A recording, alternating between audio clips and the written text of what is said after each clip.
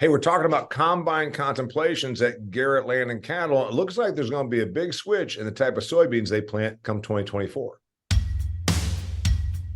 Welcome to Extreme Ag's Cutting the Curve podcast, where you get a guaranteed return on investment of your time as we cut your learning curve with the information you can apply to your farming operation immediately. Extreme Ag, we've already made the mistakes, so you don't have to. Managing your farm's water resources is a critical component to a successful and sustainable farming operation. Advanced drainage systems helps farmers just like you increase their yields up to 30% with their technologically advanced water management products. Visit adspipe.com to see how they can keep your business flowing. Now, here's your host, Damian Mason. Welcome to another fantastic episode of Extreme Ag's Cutting the Curve. I'm talking to my man, Mike Wingrove, who works with Integrated Ag Solutions alongside Kelly Garrett at Garrett Land and Cattle. And there's some big contemplations going on in fall of 2023 about some methods and some product changes for 2024. This is what I like to do. I like to get with the guys when the combines are rolling. We call it combine contemplations. What are you seeing? What are you thinking? And what are you contemplating making different for the next season? You know, this is when it's fresh in your head. Come February, yeah, you've had time to maybe go through some numbers, etc. But right now it's fresh in your head. And there's a reason it's fresh in your head. And there's a reason you're like, you know what? By golly, this is going to happen. So maybe a big change going from one type of soybean to another. And we're talking about the chemical compatibility, which you guys know a lot more about than me. So Kelly, you told me this is one of your big changes you're pretty sure you're going to make because of the combine contemplations. What are you doing? We're going to switch from Enlist soybeans to Dicamba. We've been using Liberty as our chemical for 6 years. This year, the water hemp was challenging to say the least. Some of that had to do with the dry weather. You know, the residual didn't hold. It wasn't all the Liberty, but Wingrove is advising us that we need to switch up the program to something different. You know, it just gets stale after a while. All right, Mike Wingrove, you're sitting there. Is this a simple matter? You're the agronomic guy. Is this a simple matter of herbicide resistance? Yes. So, obviously, Kelly said he's been Enlist beans last 6-7 years spraying with Liberty, and we've been throwing a residual in. And with the dry weather, it's been a struggle. Liberty's obviously contact only, but we've been adding a residual in, and lack of moisture wasn't letting the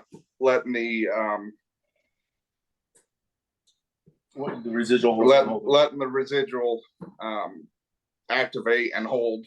So we were trying to rely on the straight Liberty. Yes, we got a great kill for the first 10 days, but that water hemp's got so many growing points that we just gotta get the residual to kick in to kill the growing points. All right, so let me get this straight, because there's a lot of stuff that we're talking about here. All right, so you've been with it for 6 years. It's reasonable that after 6 years you'd have some herbicide resistance or some tolerant weeds. Kelly's nodding his head. Yes, that's reasonable. Does this happen?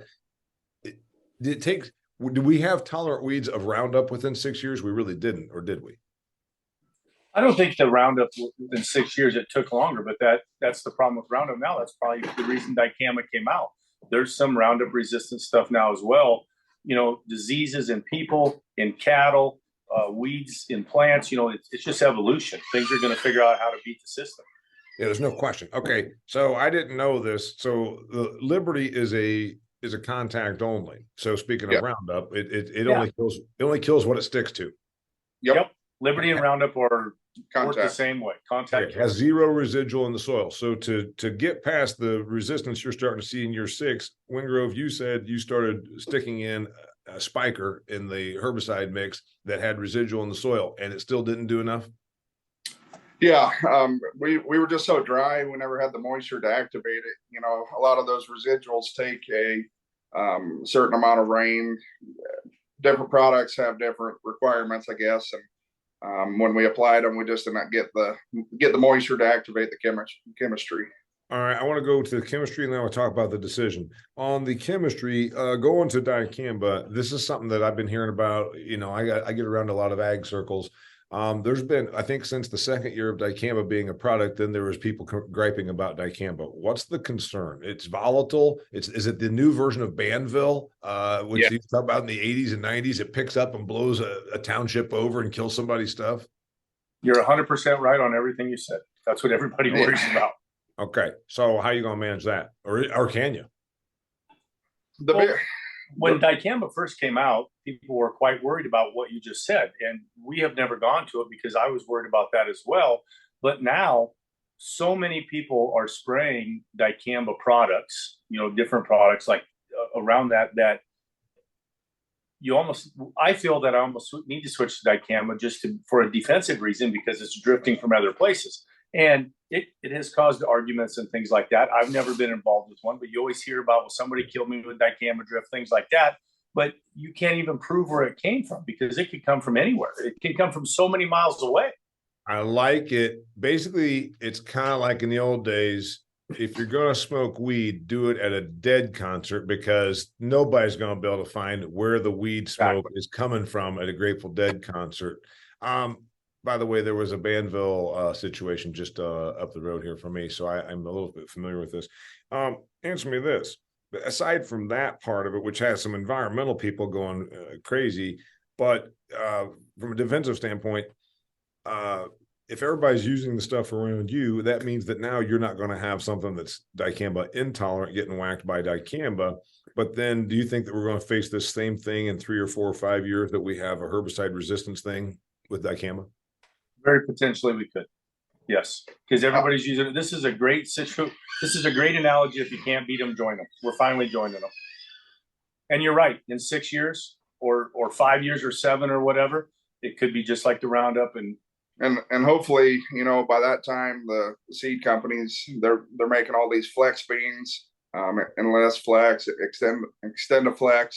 I foresee in the future these seed companies just having all the traits in one, so we won't have to worry about the drift. All right. So speaking of seed companies, you guys are fairly significant acreage.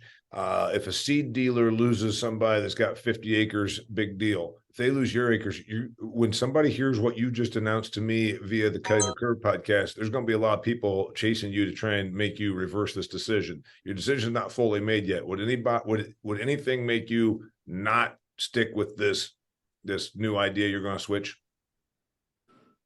Oh, yeah. I mean, if somebody comes up with a viable option for a residual that we think could be dependable, we could maybe stay where we're at. Mm-hmm. And we're not unhappy with the seed. The seed is fine. It's just and actually, it's probably a little bit unintelligent to say the Liberty's the problem. Like Mike said, we had a good kill. We just don't have a good residual program, and we haven't been able to come across one the last couple of years. And this seems like an easy fix. Yeah, it does seem like an easy fix, but that's what I want to talk about. Wingrove, besides changing a seed, which then means a different shuttle of chemistry is in the barn, what else needs to change? The person that's listening to this is saying, you know what, I've got the same problem that they're having there at Garrett's. I've been wondering if it's time to make the change. And they're saying, but what else do I have to change? Besides the seed brand and then a different shuttle of chemical, is there any other change? If I could make it rain when I wanted it to, that would be a perfect change.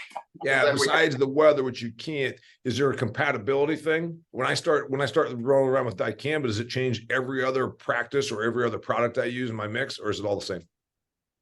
It's all the same. It will. With the dicamba, we'll have to have a drift agent. They have different requirements, so for the most part, it will be all the same. But we'll just have to make sure we go by the label and cover ourselves for the drift complaints. Wait. That's not to say that we don't always go by the label, is it, Wingrove? Don't we always go by the label? We do. I mean, if we didn't, we would have sprayed Liberty more and kept killing them, but we hit our maximum for our yearly. So we just had to wait till desiccation to kill the weeds. Okay, Kelly, I always talk to you about money. Is the money the same? Basically, it's negligible. Okay, so the reason we're doing this is strictly a weed thing. Do we think there was an actual yield drag? We know that there were some problems, and you can talk about this. water hemp obviously is very, very detrimental. It can be to yields. Did we actually lose yield this year because of not making this switch, or because of finally the resistance built up? Maybe a little bit in some severe areas, but again, that would be negligible. But the fields aren't clean. You hate to see the problem get worse next year, so it's time to make a change before we do see a big yield drag. And then Wingrove, you're the agronomist guy here. Doesn't water hemp and Palmer amaranth and those species also exhibit resistance to the dicamba family of chemistry also? Yes. Obviously weeds are getting resistance to all the chemistries. That's why we keep trying to improve them. But not having the dicamba on Kelly's for so many years, we shouldn't have any resistance to that, is our hope, I guess. Okay. And then last question, should a grower consider making this change instead of after 6 years, every 2, to maybe change up the chemistry every 2 years, just to maybe keep the weeds guessing? Yeah, I probably waited too long.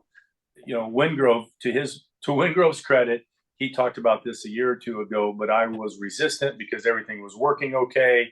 And why make that change? And I was worried about the drift and things like that. We should have probably done this 2 years ago. Got it. All right. Anything get me out the door here? Last statement from both of you. We're making a change. It's pretty certain we're going to do this as a combine contemplation. Kelly doesn't even sit in a combine all that much, but did you have to? Did the guys come back and tell you the weed pressure is worse than we've had? I can see it from holding the steering wheel in my pickup driving by. That contemplation's been going on since before harvest started. In Wingrove, when I asked the question about yield drag, you nodded your head. Kelly says it's negligible. You actually think that there was. Did we lose a bushel of beans? He said it's negligible because in the bad weed areas, there was yield drag. But I mean, as far as a whole farm average, it's not, a big factor, but it's probably a couple bushel though. Yeah. If you add the weedy spots in where you're losing bushels, then you just got to have that much more in the non-weedy spots to make up for it. All right, I promise you last question. I got my last question. Will this change the following year the corn? Does this change your practices or products for the following year on the rotation? No, not at all. There's not an issue of being able to follow or months or timing or anything like that. Now, for the residual package that we'll choose to put with it, we'll make sure that it's okay to go back to corn, obviously. Yep. But no, it won't change. We will make the decision so that it doesn't change anything the following year. Have you mapped out what the complementary chemistry will be, Mike? Not fully yet. Put in the mix. Not completely yet. We're still working through everything and making sure we're going to make the switch, but I'm feeling pretty confident today that we're going to. And there's nothing that's got a glaring problem with coming back the next year with corn based on timing, et cetera. No.